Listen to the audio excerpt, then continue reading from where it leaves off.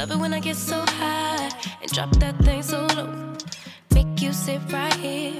Now you can't go back home. You love it when I get so high and drop that thing so low. Make you sit right here.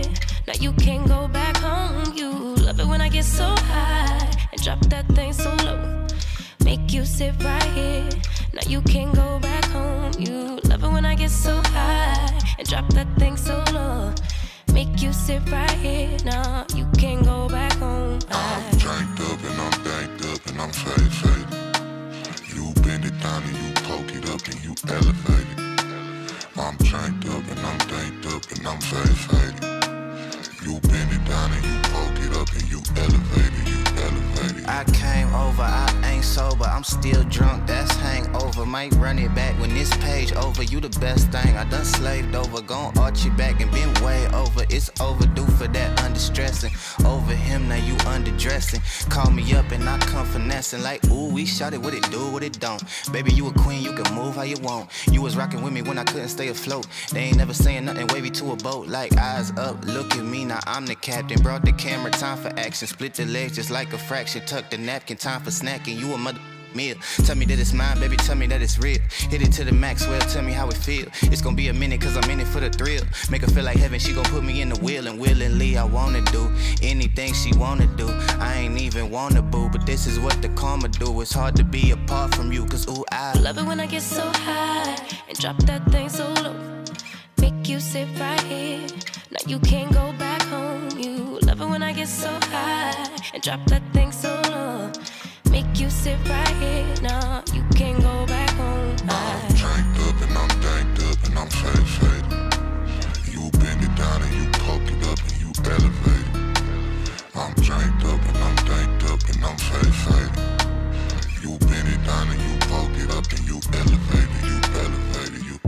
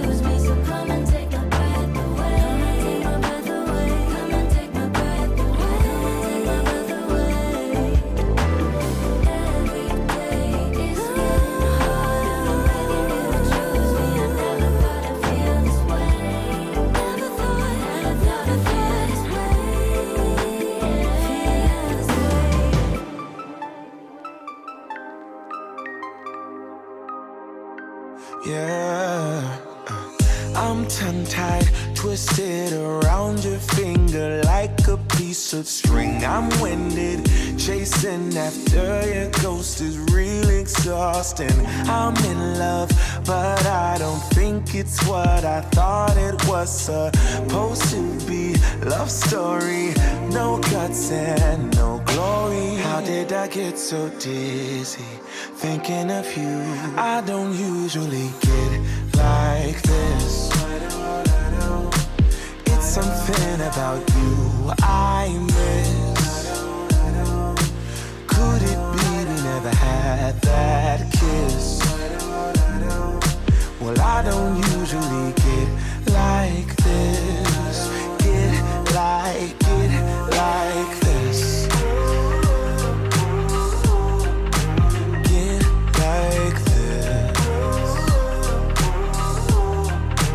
Get like this.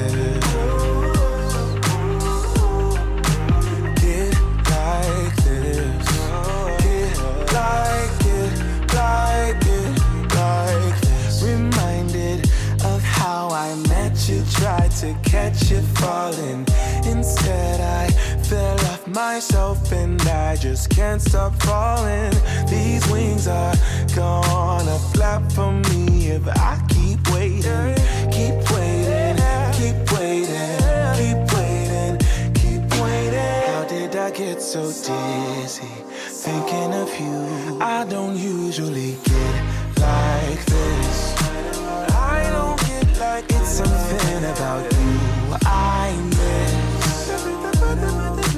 Could it be we never had that kiss? I just wanna kiss you. Well, I don't usually get like this. Get like this. Get like this. No. Get like this. Get like this.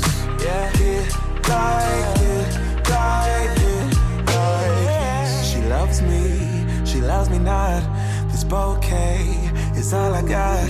I'm dreaming, or could it be a future for you and me? She loves me, I know it's true. Or maybe I'm the fool for you. I don't usually get like this. It's something about you I miss. Could it be we never had that kiss? Yeah, I don't usually get like this. Get like this.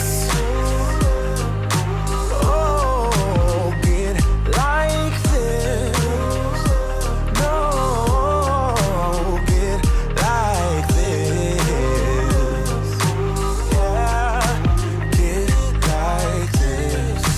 Get like it, like it, like this.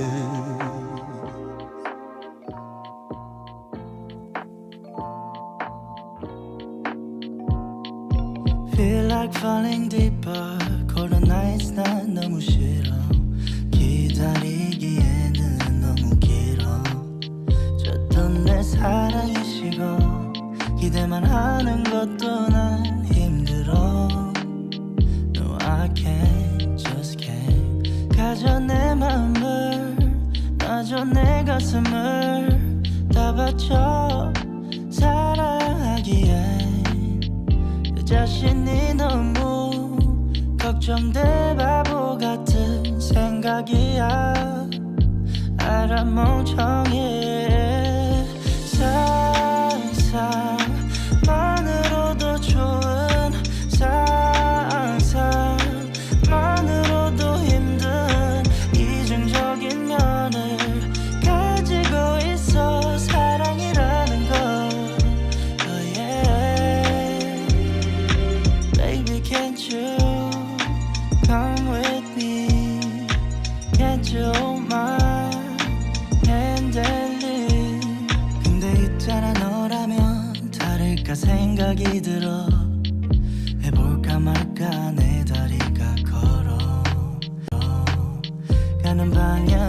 어딘지 서로 궁금해져 버려 애써 맘 졸여 하늘만 보면서 언제쯤 알게 될까 너도 나와 같은 생각을 하고 있을까 한참을 멍하니 보다 보니 살짝 어두워진 색깔 불그스름한 노을의 때깔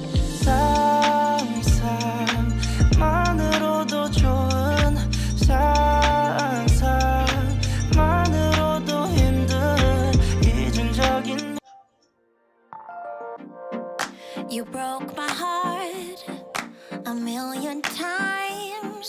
Can't count the times I made you cry. Oh, we're such a mess now, and we're burning out. I get so sad at the thought of losing you. I'm losing you. I can't bear the thought of losing you.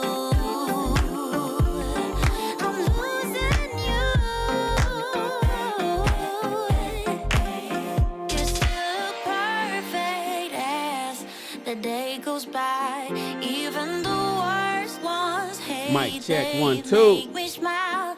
I stop the world if it would give us time, yeah, to work things out, to work things out, to work things out, to work things out, yeah, yeah, to work things out, to work things out.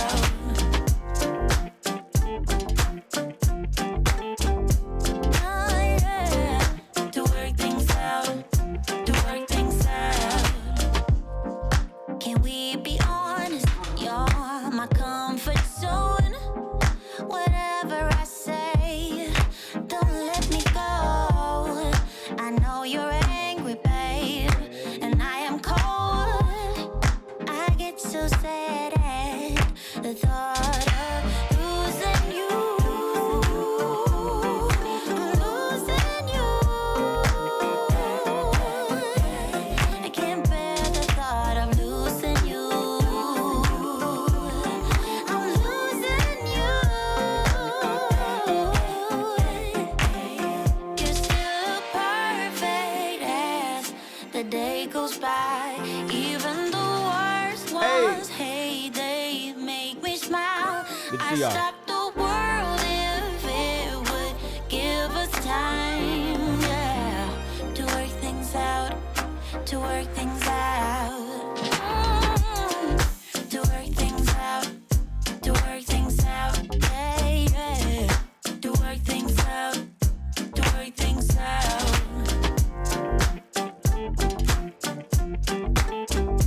Oh, yeah, to work things out, to work things out, to work things out, to work things out, to work things out, to work things out, to work things out, to work things out, to work things out, to work things out. All right, let's jump right into this. Welcome everybody to another chapter of Rich People Read, where we read a book a month to instruct you in the ways of the successful through the power of reading. My name is Mr. Shannon Rawls. I am your host. Please like this video, subscribe to the channel, join the army. You can join the army in two ways. I would prefer that you did both. One is right here on YouTube as a channel member, and one is at srarmy.com. srarmy.com. I appreciate you guys being here. Rich People Read, for those that don't know, is a live book club where we read a book a month. Typically, we flip-flop between relationships and entrepreneurship. This month, we're reading The Art of War, a book written thousands of years ago. And this one is about entrepreneurship, but it's more of a hybrid because you can use a lot of this stuff in relationships because everything in life is a battle. And this book was written by the general Sun Tzu, and it was written for his emperor on the ways to win a battle foolproof, guaranteed victories. And if you read some of the stuff that he's saying in this book and we apply it to the battles that we're dealing with in our lives, then you can probably guarantee victory there as well. So we've been knocking it out over the last few weeks. We are now on chapter 10. We read typically Monday, Wednesday, and Friday, but we're playing a little catch up. So that's why we're reading today on Thursday, Monday, Wednesday, Fridays at 10 a.m. in the morning. I appreciate you guys being here. We're going to jump right into it. The Art of War explores the 5 fundamental factors: the way, seasons, terrain, leadership, and management, and 7 elements that determine the outcomes of military engagements. By thinking, assessing, and comparing these points, a commander can calculate his chances of victory. Habitual deviation from these calculations will ensure failure through improper action. The text stresses that war is a very grave matter for the state and must not be commenced without due consideration. You see, the premise of the Art of War is that war should be avoided with diplomacy. Even beefing with people that you have right now in your life, whether you're fighting with your wife, whether you're fighting at work, whether you're going to court over some bullshit, maybe somebody's suing you or you're suing somebody, it should be avoided with diplomacy. If it cannot be avoided, it should be fought strategically and psychologically to minimize damage and the wasting of resources. Warfare should only be a last resort, and heading into battle is already admitting a kind of defeat. So let's switch over to our read screen. We're going to jump right into it. Now, the way the general wrote this book, since it was so long ago, it's point by point. They didn't really use the traditional paragraph format that we're so used to when reading books today. And so everything is kind of point by point. We're going to just go through these points. Remember, audiobook is no different than you actually reading the book. So you listening to me read to you this while you're driving, maybe you're at work, you have them in your headphones, is no different than you actually reading the book yourself. So I appreciate you guys being here. Turn your volumes up, put your headphones on, your earbuds in, pipe the audio through the Bluetooth of your car stereo as you drive, and let's get busy. The 9 situations. This is chapter 10 of the Art of War, the 9 situations. We're going to blaze through this. I'll be done in 15 minutes, and then I'll let you go for the day. Another chapter down. Number 1, Sun Tzu said, the Art of War recognizes 9 varieties of ground. 1, dispersive ground. 2, facile ground. 3, contentious ground. Contentious meaning very tough, are always fighting back, always have something, it's like always being tough to work with ground. 4, open ground. 5, ground of intersecting highways. 6, serious ground. 7, difficult ground. 8, hemmed in ground. And 9, desperate ground. Number 2, when a chieftain is fighting in his own territory, it is considered dispersive ground. Number 3, when he has penetrated into hostile territory, but to no great distance, it is called facile ground. You got in, but you didn't go deep. Number 4, ground, the possession of which imports great advantage to either side, is contentious ground.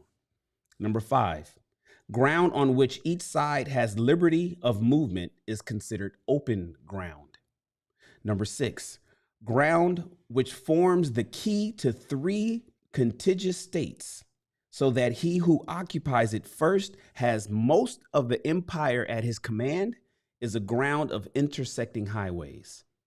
Number 7, when an army has penetrated into the heart of a hostile country, leaving a number of fortified cities in its rear, it is serious ground.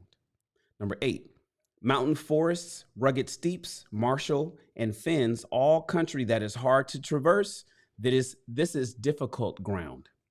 Number 9, ground which is reached through narrow gorges and form which we can only retire by tortuous paths, so that a small number of the enemy would suffice to crush a large body of our men. This is considered hemmed in ground. Hey, LaRonda, good to have you here, love. Number 10, ground on which we can only be saved from destruction by fighting without delay is desperate ground. Ooh, that's another one. Just remember, everything that I read in this book, I want you to juxtapose it in your life. Number 10 again, ground on which we can only be saved from destruction by fighting without delay. There's no time to wait. Is considered desperate ground. Number 11, on dispersive ground, therefore fight not. Don't fight on dispersive ground. On facile ground, halt not. Don't stop on facile ground. And on contentious ground, attack not. All right. Number 12. On open ground, do not try to block the enemy's way. Don't try to block the enemy's way. On the ground of intersecting highways, join hands with your allies. Number 13. On serious ground, gather and plunder. On serious ground, gather and plunder. In difficult ground, keep steadily on the march. Number 14. On hemmed-in ground, resort to stratagem. On desperate ground, fight. 15. For those who were called skillful leaders. Those who were called skillful leaders of old knew how to drive a wedge between the enemy's front and rear, to prevent cooperation between his large and small divisions, to hinder the good troops from rescuing the bad, the officers from rallying their men. Number 16, when the enemy's men were united, they managed to keep them in disorder. Number 17, when it was to their advantage, they made a forward move. When otherwise, they stopped still. Number 18, if asked how to cope with a great host of the enemy in orderly array and on the point of marching to the attack, I should say, begin by seizing something which your opponent holds dear. Then he will be amenable to your will. Number 19, rapidity is the essence of war. Rapidity is the essence of war. Rapidity, quickness, fast. Rapidity is the essence of war. Take advantage of the enemy's unreadiness. Make your way by unexpected routes and attack unguarded spots. Number 20, the following are the principles to be observed by an invading force. The further you penetrate into a country, the greater will be the solidarity of your troops, and thus the defenders will not prevail against you. Number 21, make forays in fertile country in order to supply your army with food. Number 22, carefully study the well-being of your men and do not overtax them. Concentrate your energy and hoard your strength. Keep your army continually on the move and devise unfathomable plans. Number 23, throw your soldiers into positions whence there is no escape, and they will prefer death to flight. Let me read that again. Number 23, throw your soldiers into positions whence there is no escape, and they will prefer death to flight. If they will face death, there is nothing they may not achieve.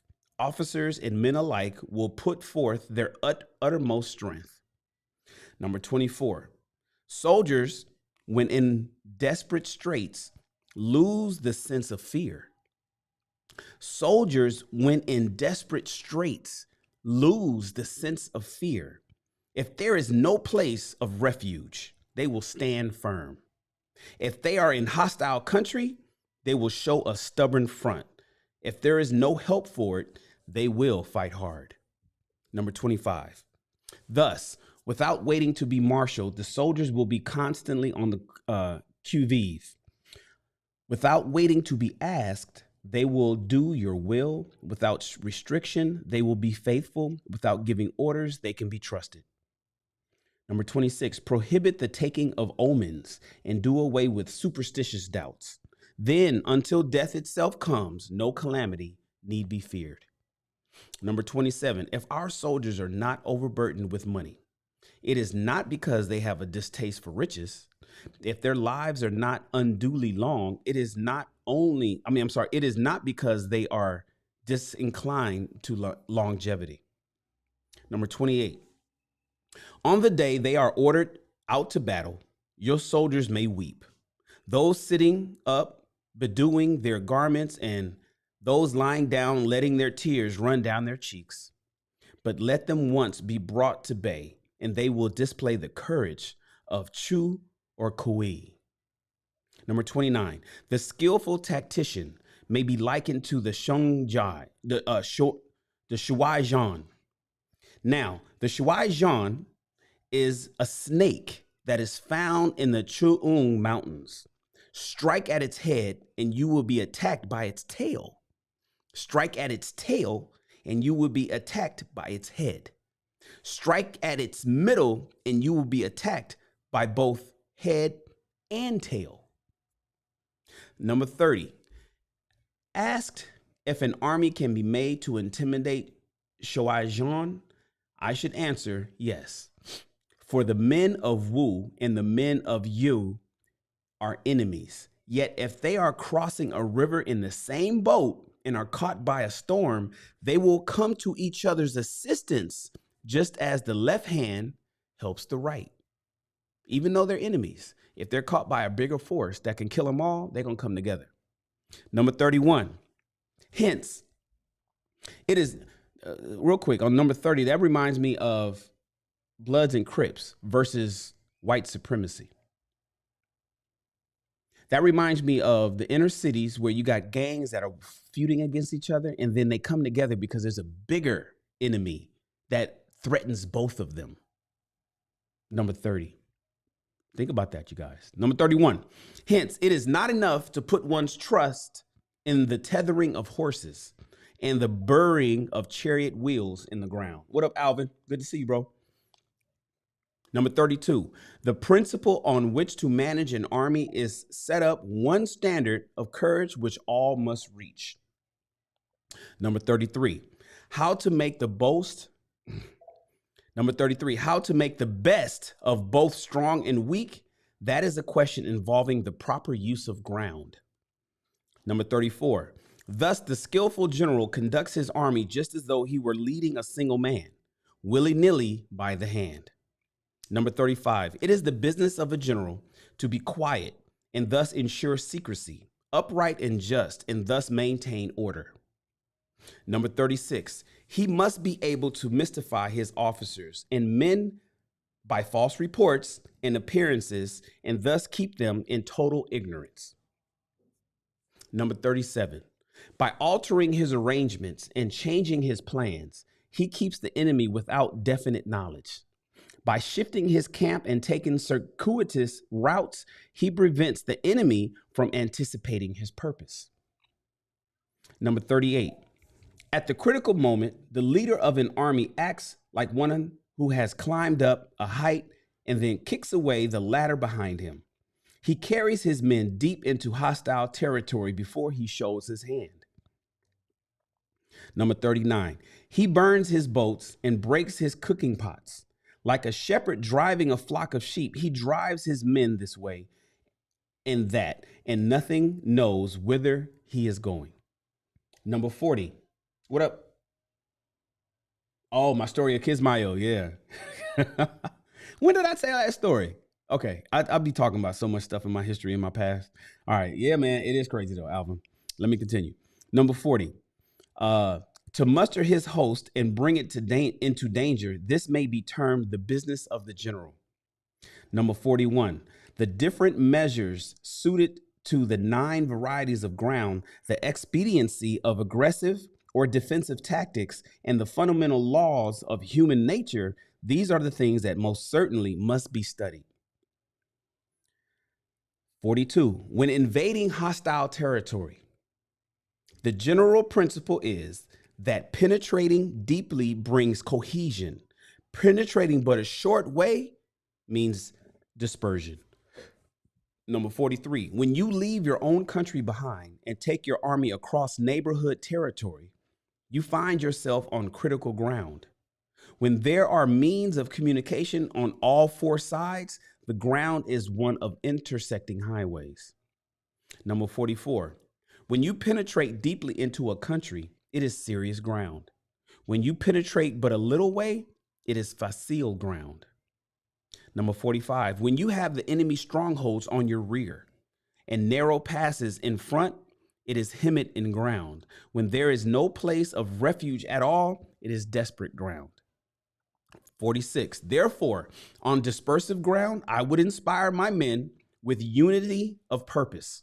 On facile ground, I would see that there is a close connection between all parts of my army. Number 47, on contentious ground, I would hurry up my rear. Bring them up, bring them up, bring them up. Go to the back, tell them to hurry up, get up here. Number 48, on open ground, I would keep a vigilant eye on my defenses. On ground of intersecting highways, I would consolidate my alliances. Number 49, on serious ground, I would try to ensure a contentious stream of supplies. On difficult ground, I would keep pushing on along the road. 50, on hemmed-in ground, I would block any way of retreat. On desperate ground, I would proclaim to my soldiers the hopelessness of saving their lives. Ooh, yikes, I'd hate to be in that army. Number 51, for it is the soldier's disposition to offer an obstinate resistance when surrounded, to fight hard when he cannot help himself, and to obey promptly when he has fallen into danger. Number 52, we cannot enter into alliance with neighboring principles until we are acquainted with their designs. We are not fit to lead an army on the march unless we are familiar with the face of the country, its mountains and forests, its pitfalls and precipices, its marshes and swamps. We shall be unable to turn natural advantages into account unless we make use of local guides. Number 53, to be ignored of any one of the following 4 or 5 principles does not befit a warlike prince. Hold on 1 second. Hey, Lakeisha. Glad you're here, babe. Number 54, when a warlike prince attacks a powerful state, his generalship shows itself in preventing the concentration of the enemy's forces. He overawes his opponents, and their allies are prevented from joining against him. Number 55, hence, he does not strive to ally himself with all and sundry, nor does he foster the power of other states. He carries out his own secret designs, keeping his antagonist in awe. Thus, he is able to capture their cities and overthrow their kingdoms. What up, Fish in the Fit? Number 56, bestow rewards without regard to rule. Issue orders without regard to previous arrangements, and you will be able to handle a whole army as though you had to do with but a single man. Number 57, confront your soldiers with the deed itself. Never let them know your design. When the outlook is bright, bring it before their eyes, but tell them nothing when the situation is gloomy. Basically, don't let everybody, even on your team. Now, this flies in the face of some of the stuff that I've learned in conventional warfare, but historically, he's basically saying, don't let everybody know exactly what you're doing when shit looks kind of gloomy. Like if you guys are getting ready to make a move and some people can die, you better not tell nobody what the ultimate goal is. Just give them the orders and expect them to follow it. However, if tables turn to the point where things are looking bright, where victory is on the rise, then that's at that point, and that point only, can you let your soldiers know what your plans were so they can be more motivated. But if you don't know exactly how shit is going to go, you may not want to say nothing. Okay, number 58, place your army in deadly peril and it will survive. Plunge it into desperate straits and it will come off in safety. 59, for it is precisely when a force has fallen into harm's way that it is capable of striking a blow for victory. Number 60, success in warfare is gained by carefully accommodating ourselves to the enemy's purpose. Number 61, by persistently hanging on the enemy's flank, we shall succeed in the long run in killing the commander-in-chief. Number 62, this is called ability to accomplish a thing by sheer cunning. 63, on the day that you take up your command, block the frontier passes, destroy the official tallies, and stop the passage of all emissaries. Number 64, be stern in the council chamber so that you may control the situation. If the enemy leaves a door open, you must rush in. Number 66, forestall your opponent by seizing what he holds dear and subtly contrive to time his arrival on the ground. Number 67, walk in the path defined by rule and accommodate yourself in the enemy until you can fight a decisive battle. Number 68, At first, then exhibit the coyness of a maiden until the enemy gives you an opening. Afterwards, emulate the rapidity of a running hare, and it will too be late for the enemy to oppose you.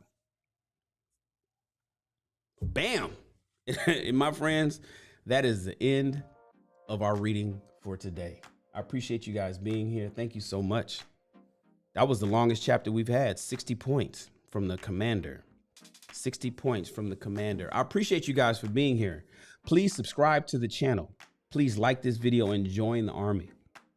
We have a discussion on Facebook, in our Facebook group. We've kind of like just recently kind of reviving that and getting some activity going. Lakeisha has been posting in there. Thank you so much, Lakeisha. We have some mods over there. If you guys are interested in moderating that group, let me know.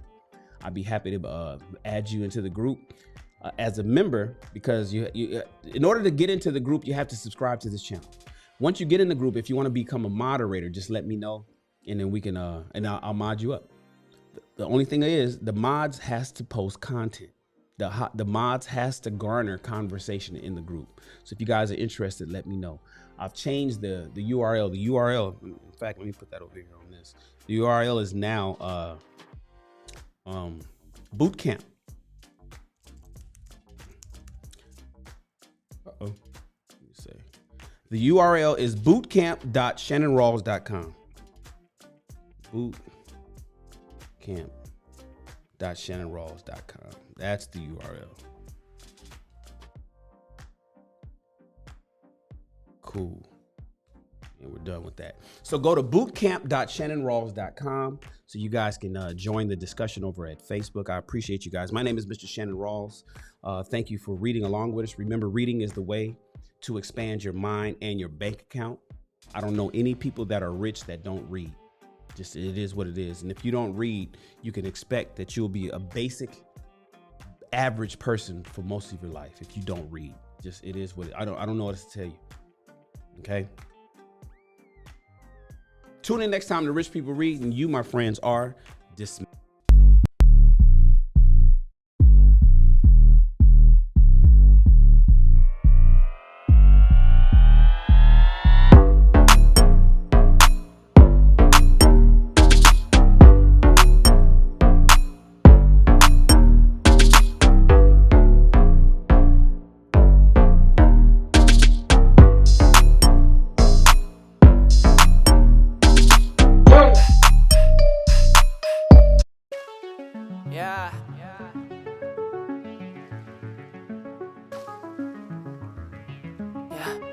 Escucha, envío en tu habitación solo los 2 segundos que hay que detener. Porque si no siento tu voz o tu olor, te extraño y te quiero ver. Tanto me falta todas esas noches tan soñadas.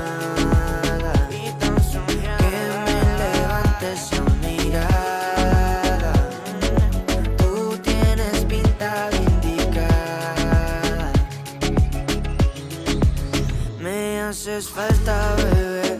Dime qué tengo que hacer pa' tenerte de una vez, pa' no poderte perder. Dulce, eres mi bombón. Te quiero melocotón. Por ti corro un maratón. Solo de la dirección. Tú y yo, queriendo más amor.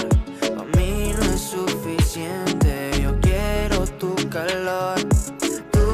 Tú y yo, con esa conexión, somos lo que la gente no ha visto de los dos. Tanto me falta, todas esas noches tan soñadas, que me levantes a mirada. Tú tienes pinta de indicar. Mira, somos perfectos, es algo indiscutible. Mi estilo y tu estilo no están disponibles. Solo soy sensible cuando te tengo porque eres irresistible. Tus labios combinan con tus ojos. Me quieres tan pretty que hasta yo de eso miento.